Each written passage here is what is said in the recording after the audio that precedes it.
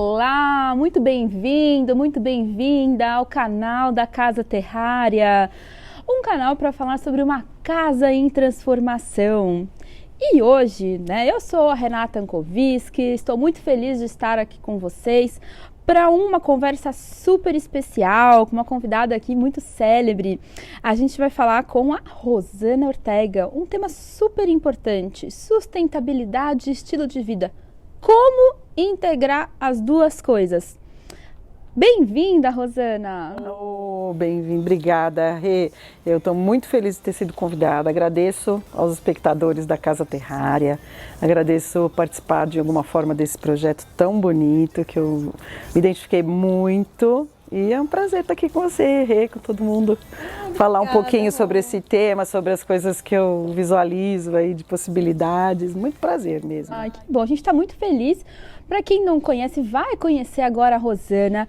Ela é professora, empreendedora, empresária, especialista em estilo de vida consciente e mais ainda conectada com a natureza. Então a gente vai falar hoje, o papo é conexões além do Wi-Fi, né? Vamos conversar como a gente trabalha aí com o estilo de vida e a sustentabilidade de forma integrada e consciente nas nossas vidas. E, Rô, a gente quer saber agora, para quebrar um pouquinho esse gelo aqui, né? Para o pessoal de casa também te conhecer um pouquinho. Praia, campo ou cidade? Campo, sem dúvida. Ah, você opta por carnívora, vegetariana, vegana, onívora? Sou vegetariana, há 30 anos. Uau! E uma viagem que te marcou muito? Para mim foi a Índia, a mais marcante. Apesar de tantas viagens interessantes, lugares incríveis, eu acho que a da Índia superou as expectativas, né? Um outro planeta, não é outro país, é muito legal. Verdade. Bem lá, a gente tem um episódio que eu falo dessa viagem que realmente é incrível. E Rô, como você gosta de começar o seu dia? Dando aula. Na verdade, eu costumo dar aula, às vezes, a partir das 4 da manhã. Eu tenho alguns alunos personal que gostam desses horários, 4, 5, 6, 7, 8. Então começa o dia assim. Então, em jejum, bebo um copinho de água e eu já acordo bem ligada, assim, já acordo bem feliz. Eu sou do tipo que pula da cama, né? E aí começo, hoje em dia eu estou dando aula online. Em breve, no Yoga e Natureza, a gente vai começar as aulas presenciais, mas hoje, após a pandemia, acabei fechando a minha escola, aulas online, então começo o dia dando aulas, de segunda a sexta, tá? Sábado e domingo eu durmo até a tarde, até umas 7, assim. Mas não é 7, gente, a Rô acorda o galo, né? Literalmente acorda o galo. Rô, e você tá falando um pouquinho da Yoga e Natureza, que é a sua escola, né, o seu projeto. A gente vai falar um pouquinho de todos os seus projetos. Não sei se dá tempo de falar de todos, gente, porque são vários, essa mulher é incrível.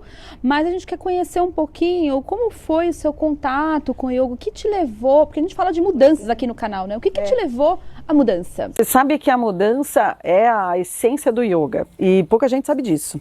Na verdade, Shiva, o criador do yoga, é o poder da transformação. Então é isso que ele representa. Então o yoga, ele proporciona de uma forma absolutamente espontânea e orgânica uma transformação para o que você é hoje, para aquilo que você já é internamente, mas que você vai deixar aflorar, e isso vai fazer toda a diferença na sua vida, né? Vai abrir portas, abrir canais. Então essa mudança, na realidade, eu comecei praticando por motivos bem assim, sem nenhum nada filosófico, mas aquilo me apaixonou.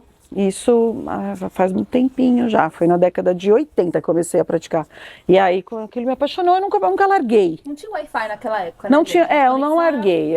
Era conexão, eu sou desse old school. Então eu ia para a escola de yoga e praticava muito. Na verdade, comecei pouquinho, como todo mundo, pratico uma vez, duas, 3 por semana, aí comecei a praticar mais. E aí, depois, quando eu fui para a Índia, é que eu virei instrutora. Porque aquilo mexeu muito comigo e aí eu decidi, não, vou ser instrutora. E foi assim, foi em 94, eu fui para a Índia, em 95 eu me formei. Legal. Então eu já praticava desde 88. E a transformação, a mudança ocorreu assim de uma forma espontânea. E isso em todos os níveis, né? As relações pessoais ficam mais interessantes. Profissionalmente, eu era consultora de tecnologia, na verdade a minha formação é tecnologia, trabalhei 15 anos no mercado de consultoria, né, de Pricewaterhouse, essas empresas grandes, e as minhas próprias consultorias também. E engraçado que eu me especializei em mudança, na consultoria. Change management. Eu fazia exatamente transformações de empresas. E você sabe que eu já praticava yoga e eu ficava olhando e e fazendo analogias o tempo todo. Foi muito interessante. Isso me aproximou mais ainda da filosofia, porque eu vi que, apesar do yoga ser visto muitas vezes como uma coisa que você vai praticar na montanha, isolado, na natureza e tal, eu consegui vivenciar aquilo que o yoga te proporciona nas empresas. E o meu desempenho foi muito melhor, as minhas realizações foram muito, muito maiores. Foi interessante para a minha carreira praticar yoga. Foi um combustível. Foi um combustível, aquela energia extra que a pessoa precisa, né? Então, eu já, antes do yoga, eu já era muito conectada com a natureza. Meu pai era muito... Tipo assim, a minha casa sempre foi um ambiente assim, uma floresta, sempre foi. E assim, o respeito pela natureza, a conexão. O livro de cabeceira do meu pai era aquele das plantas, era assim, sabe assim, o que sentem as plantas, alguma coisa assim. Sim. E aquilo, ele estava o tempo todo transpirando aquilo, sabe, levando a sensibilidade para um olhar diferenciado, mostrando uma gotinha de orvalho numa folha e fazendo toda uma poesia em torno disso. E então, de família veio isso, sabe? E aí veio o yoga para complementar. Por isso que hoje a minha escola chama Yoga e Natureza, porque acho que são dois pilares importantes e que se interconectam e fazem parte da mesma coisa. E já puxando um gancho para a sustentabilidade, eu acho que se você tem essa conexão com a natureza, essa sustentabilidade vai acontecendo. E isso numa área, num aspecto social que a permacultura traz. Agora, o yoga, ele traz como uma transformação individual. Então, eu acho que assim, o indivíduo e a sociedade juntos é yoga e permacultura, sabe? Então, esses dois... Depois eu acabei estudando um pouco mais sobre permacultura, agora há pouco tempo, mas é isso, são esses dois pilares, né? E aí a pessoa vai trazendo naturalmente, pouco a pouco, para o seu dia a dia, isso que eu acho que faz a diferença também. Não sei se você quer que eu fale mais das empresas, mas... É o que a gente fala bastante... Corta essa parte. Corta. Aí a gente tá... Oi, cuidado, sem derrubar a câmera. Olha o que eu faço. Então, Rô, realmente, você contou aqui pra gente um pouquinho, né, desse processo de contato com a transformação e fica a dica, né, gente, alinhar aí princípios milenares com tecnologia, né, tem tudo a ver para uma geração e criação de futuros. E você falou um pouquinho da sua experiência pessoal na tecnologia, sua transformação e na sua carreira hoje como professora, empresária, empreendedora, você também já trabalhou com grandes empresas, né, você fez workshops, treinamentos e aulas. E como que você vê essa integração no dia a dia dos seus alunos, das suas alunas, das pessoas que passam por você? Nossa, eu tive a oportunidade de ver uma transformação profunda, porque nós ficamos 12 anos numa grande empresa de alimentos, na Nestlé, e foi um trabalho que envolvia praticamente tudo lá dentro. E era tão importante para os funcionários que teve um movimento uma vez na empresa que diz que o pessoal, não vai mais ter yoga. E aí eles fizeram um movimento, não, mas espera aí, então eu vou embora, porque eu tô aqui por causa do yoga. E aí o pessoal ficou assim, nossa, né? O próprio pessoal do RH se sensibilizou, falou assim, nossa, nós nem sabíamos que era tão importante para essas pessoas. E as pessoas, sim, realmente deram uma relevância imensa, tanto que são amigos até hoje, assim. Acho que eu tive, assim, acho que uns 400, 500 alunos lá, assim, foi uma coisa volume. Você chegou até ir pra Suíça, né? Cheguei para a Suíça, e assim, nossa, a Nestlé fez um trabalho bacana naquela época, assim, e valorizou, né, o funcionário, porque para eles foi muito importante. E a gente dava um trabalho raiz mesmo, a gente fazia um yoga raiz, não era nada adaptado, sabe? Teve outras empresas que eu dei coisas adaptadas, que as empresas elas queriam coisas menores, eu quero em 15 minutos, eu quero em meia hora, e a gente adapta, né? Mas lá não, lá eles fizeram uma sala de prática perfeita e a gente podia dar uma aula de 1 hora, com tudo que tem direito, com meditação, com relaxamento, com técnicas corporais, foi bonito o trabalho, foi legal, então assim, acho que as empresas precisam muito disso e elas, tendo sensibilidade, elas integram de uma forma bem harmoniosa. Eu acho que, inclusive, hoje está totalmente diferente, né? Muitas empresas têm sala de meditação e tal. Então isso é legal, isso é bacana de ver, assim. É muito maravilhoso, exato, né? Um trabalho que começou... pouco a pouco e transformou muitas vidas e continua transformando. Então a gente sabe a importância, né, dessa consciência também no mundo corporativo. Uma coisa não exclui a outra, né? Elas se juntam e potencializam. E eu lembrei muito das suas aulas, né, maravilhosas, sobre os princípios, aqueles princípios que a gente estava conversando um pouquinho no backstage, ali nos bastidores, que trazem mais consciência para o nosso dia a dia e ajudam nesse processo, né, de autopreservação, de apreciação, né, que conecta a natureza aí com o nosso dia a dia. E a Rô, gente, sabe um monte de coisa em sânscrito. Para quem não sabe o que é sânscrito, põe no Google aí sânscrito e dá uma olhada no negócio que é. Uma coisa super bacana. Deixa aí a hashtag descobrir agora o que é sânscrito. Né? A Rô dá aula falando sobre a mitologia, sobre o passado e a história da filosofia do yoga. E tem alguns princípios que a gente leva para a vida. Rô, conta aí alguns pra gente. Vou falar alguns.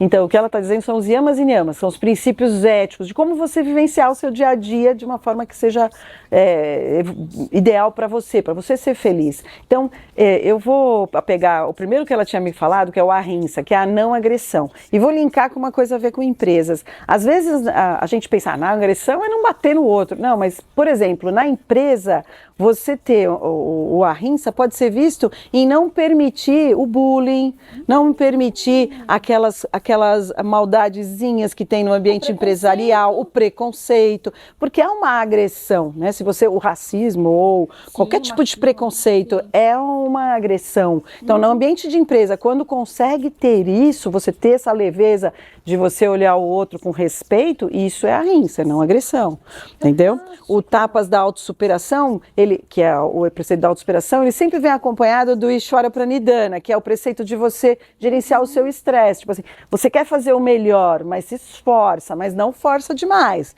Leva em consideração o seu respeito por si mesmo. Isso é uma coisa que essa geração Y, aí, essa geração atual, sabe muito bem, né? Mas a nossa geração já era mais de se massacrar. Agora não. Então, o tapas com o Ishvara Pranidhana, perfeito. O santosha, de não deixar de ver os detalhes, a beleza, a alegria do dia a dia, de ser feliz, né, antes de tudo. Então são muitos esses preceitos éticos. E para as empresas eu acho que eu deixaria esse recado aí. Cuidar do ahimsa no sentido de respeito humano, de cuidar dessas relações de uma forma harmoniosa. Porque o ser humano, ele tem o bichinho do bem e o bichinho do mal, né? Ele tem uma maldadezinha ali. Então se você conseguir canalizar isso para, não, vamos fazer isso de uma forma produtiva, vamos canalizar isso para produtividade, mas sem pisar em cima do outro, sem ter o bullying, né? Que nas escolas você chama de bullying, mas nas empresas é o assédio moral, que aí você prejudica. E muito assédio moral nas empresas acaba gerando o burnout, que é um mal do momento. Então o burnout muitas vezes ele vem porque ele vem de um processo que a pessoa está passando,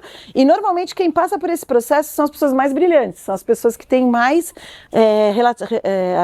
produtividade ou que executam mais. Então elas são às vezes invejadas e aí passam por puxações de tapete. Então para a empresa eu acho que é isso que eles precisam ver. E para a pessoa no dia a dia é a ampliação da consciência, né? Quando você amplia a consciência, você consegue ver as coisas tanto ao mesmo tempo de dentro, que é o que você está vivenciando, mas você consegue olhar de fora, ter uma visão macro. E aí quando você olha de longe, aquela coisa que parecia estar doendo tanto, não, mas isso aí é um detalhe. Tem muitas outras coisas maiores, né? Então o grande legado do yoga, no caso, acho que é a ampliação da consciência, você enxergar o todo, enxergar de uma forma mais ampla. Acho que isso é bem legal. E conhecimentos milenares, né, gente? Pensar que os princípios que a Rô estava contando aqui são nomes originais, né, em sânscrito, que ela já praticou isso em empresas, deu aulas, continua dando aula, inclusive, se você sente na sua empresa aí que precisa expandir a consciência de alguma forma e trabalhar de forma sutil também esses princípios milenares do yoga, tá tudo conectado, né, gente? E mudando um pouquinho do mundo corporativo para os grandes projetos de Rosana Ortega, né? Quem não já ouviu falar no Parque Estadual do Alto do Ribeira, chamado PETAR, né? É uma grande área de preservação de Mata Atlântica. E a Rosana tem um projeto, ela é entusiasta e praticante, né, da preservação ambiental, dessa conexão tão bela com a natureza. E é um projeto fantástico. Conta pra gente, Rô, esse projeto lindo. Foi um projeto muito legal, porque um grupo de alunos, de participantes, praticantes de meditação, de mindfulness, de yoga, inclusive todos, e aí se juntaram com essa proposta. A proposta é tipo, como se fosse uma ecovila, em que você tem... É uma ecovila, na verdade. Nós estamos fazendo, nesse momento, 5 construções de bioconstrução sem utilização de cimento, com todos os conceitos da permacultura, então de reutilização da água, de biodigestores e de nosso jardim de punks é maravilhoso, alimentação agrofloresta. E a gente se encaixou, na verdade, num lugar em que todo mundo ali ao redor faz isso. Então é um lugar que é totalmente orgânico, as coisas ali, né? Nós viemos inspirados por uma pessoa que era especialista em permacultura, que inspirou a gente acabou comprando e estamos desenvolvendo esse projeto. Como o nosso grupo é grande, nós somos em 12, então é uma coisa, nós somos 120 mil metros, é uma coisa grande. E que a preservação da natureza é o ponto número 1. Então tem a maioria desse terreno, ele é totalmente preservado para que seja intocado. E, inclusive nós já conseguimos uma coisa que é incrível, a gente conseguiu recuperar a água, porque ali tinha sido desmatado e a gente cuidou e começou a brotar água em vários pontos do terreno. Assim. E foi aquele projeto que vocês fizeram um estudo das espécies nativas que puxam a água com as raízes das plantas. Exato. E ressuscitaram a água. Ressuscitamos a água. Uau. Que a gente via nos vídeos no YouTube que isso era possível, mas não acreditava. E aí começou a acontecer ali. E a gente falou, não acredito, né? Mudou até a configuração do terreno. E ali está sendo, então, totalmente reflorestado, porque aquele pedacinho tinha sido pasto, tinha sido desmatado. Na verdade, aquela região começou a ser explorada em 1570, porque era uma região com muito ouro. Tem muito a ver com o início do Brasil, da exploração do Brasil, foi atrás do ouro. E ali foi um dos primeiros lugares. Então era um lugar que já tinha sido degradado, é antigo, né?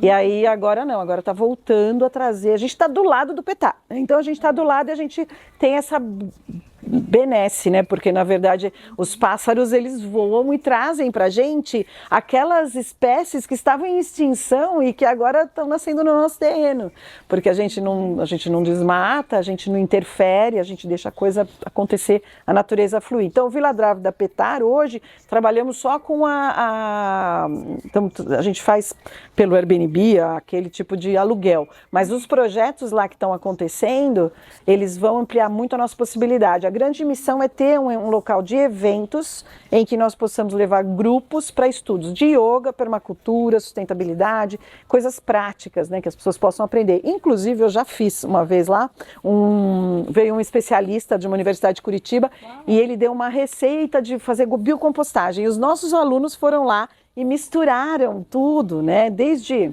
açúcar mascavo até farinha de osso, mamona e um monte de coisa. E a gente fez aquela montanha. Aquela alquimia. E depois colocamos ali um ferro no meio que ele fica quente por 21 dias. Uau. E a gente ia lá e via que estava quente. Quando ele esfria é porque está pronto. E aí a gente utilizou aquele biocomposto que foi feito pelos nossos alunos no evento para regenerar toda a parte das hortas, dos jardins e de tudo mais. Foi tão legal, assim, eu tenho tudo fotografado, filmado, sabe? Que legal. E os alunos amaram ter entendido por que tem que trazer nitrogênio, o que é a história de nitrogênio. A gente explicou no detalhe, sabe? Aí eu adorei. Imagina, aluno de yoga é muito ampliação da consciência, né? Então, os alunos de yoga, em geral, eles são muito abertos, eles gostam de receber informação nova. E ter contato com a prática, né? A gente vai colocar para vocês darem uma olhadinha, né, as fotos aqui durante o vídeo que a Rô estava falando.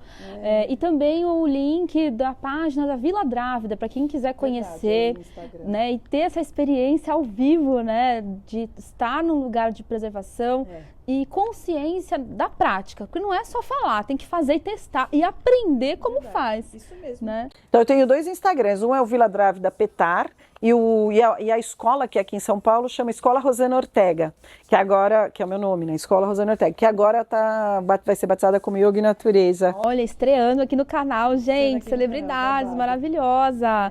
Rô, conta um ensinamento que você poderia deixar para a gente. Qual seria? De todos, com certeza, é despertar dentro de você um sentimento de agradecimento. Isso é a coisa que mais abre caminhos, abre portas, assim, porque você começa a enxergar tudo.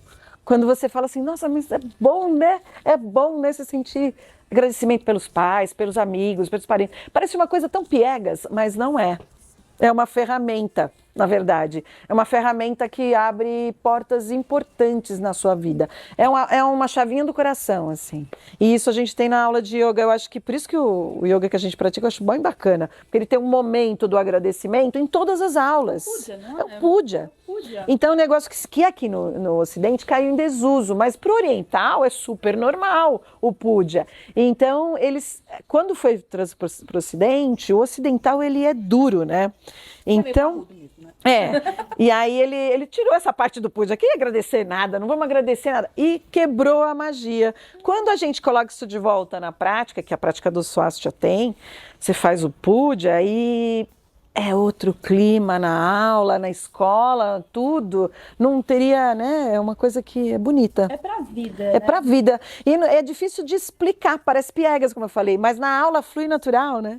Flui. Não sei, é a forma que a gente faz é uma mentalização positiva, uma coisa boa, só isso. É um ensinamento que traz um sentimento de apreciação. Isso. Né? E ajuda a gente a sair daquele clique do automático. Às vezes tem coisas que não estão legal, acontece, a gente sabe, é normal, tudo aqui faz parte da vida, né? Ser humano. E fazer o puja, esse exercício, traz essa delicadeza, né, pro dia a dia. E a Rê uma vez me brindou com um puja que eu nunca esqueci. Era um aniversário meu e você fez uma poesia, você declamou uma poesia, lembra? E assim, nossa, aquilo me tocou, eu fiquei chorando, assim, espirrava assim, porque foi tão lindo ela. A gente ensaiei horrores, ficou maravilhoso. Ficou maravilhoso, arrepiou, assim, ela pegou uma poesia linda que falava de amizade, de coisas boas, e era um puja, né, uma coisa, ela agradeceu, ela fez um agradecimento, uma homenagem, foi muito bonito. E eu procuro sempre fazer, né, a gente aprende também, na verdade. Então a gente evolui, né, o negócio é evolução pessoal, evolução de comunidade, de consciência, de grupo. E um pouquinho de cada vez, né? Como a gente fala da questão que é o nosso slogan do ESG começa em casa. Né? E trabalhar essa consciência das conexões do offline, da natureza, da percepção, sensorialidade, conexões além do Wi-Fi, como que a transformação vem de dentro para fora, com ferramentas e com pessoas brilhantes como a Rosana, que compartilham com a gente esses ensinamentos, né? E quem quiser aprender mais com a Rosana, saber um pouquinho mais da sua história, se conectar com ela, onde as pessoas te encontram, Rô? Então, no Instagram é uma boa saída, em Escola Rosana Ortega e o Vila Drive da Petar, são os dois temas, né, esses dois pilares, natureza e yoga, que eu trabalho hoje. E então é fácil, vai achar facinho. No LinkedIn é Rosana Gobato Ortega, que é o meu nome do meio, meu nome italiano. No LinkedIn tem Rosana Gobato Ortega, que aí é eu mesmo, né? Porque Rosana Ortega tem outros que você pode achar. Mas Escola Rosana Ortega de Yoga. E lá no Vila Drive da Petar, espero vocês aí para curtir, para vivenciar, para estar junto ali. A gente vai deixar aqui na descrição, né, todos os links das páginas da Rô e convidando todo mundo para tomar um banho de rio lá no Petar, se conectar, vamos nessa. E agradecer muito a presença sua, Rô, por estar conosco nesse momento. E você aí que está nos assistindo, manda um hashtag amei a integração, né? Descobriu que era sânscrito ou não entendi, precisa de mais informação, deixe seu comentário, compartilha com quem você acha que esse vídeo possa inspirar. E muito obrigada pela sua presença. Até o próximo episódio. Tchau, tchau! Obrigada!